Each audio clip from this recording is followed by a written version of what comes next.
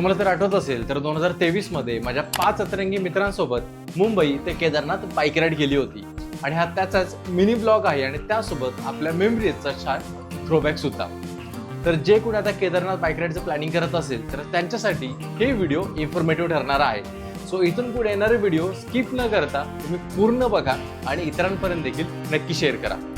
आमचा मुंबई ते केदारनाथ 15 दिवसांचा प्लॅन होता. दोन्ही एंजल रेडी करून आम्ही पहिला स्टॉप जीवनच्या घरी घेतला.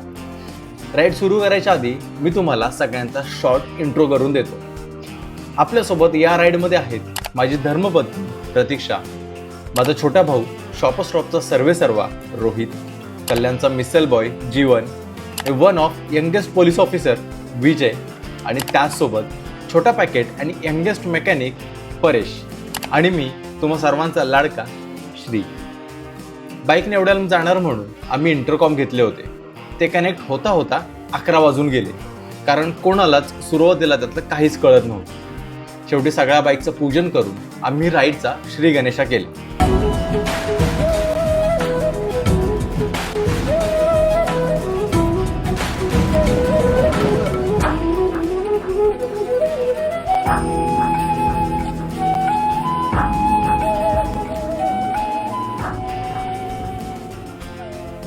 तर काय तुम्ही बरोबर गेस केले.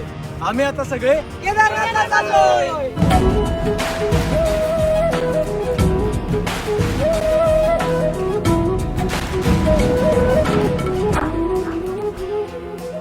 मी तुम्हाला सजेस्ट करेन की एक राईड तुम्ही तुमच्या ग्रुपसोबत इंटरकॉम नी करा.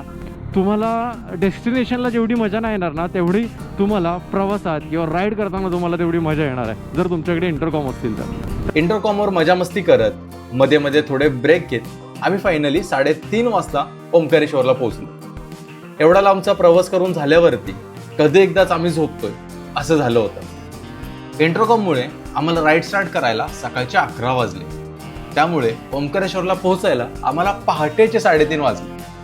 जर आजच्या दिवसात आपण काय शिकलो हे जर स्वतःला विचारलं तर आम्ही हेच सांगतो, राईडच्या 1 दिवस आधी आपली सर्व कामं पूर्ण करून पहाटे जितक्या लवकर निघता येईल तितक्या लवकर निघावे. आजच्या आपल्या मिनी ब्लॉगमध्ये एवढंच. नेक्स्ट पार्टमध्ये आपण उज्जैन एक्सप्लोर करणार आहोत. तुम्हाला हा मिनी ब्लॉग कसा वाटला कमेंटमध्ये नक्की सांगा आणि लॉंग राईडबद्दल किंवा केदारनाथ ट्रिपबद्दल तुमचे काही प्रश्न असतील तर ते देखील मला नक्की विचारा. मी नक्की तुमच्या प्रश्नांना उत्तरं देईन.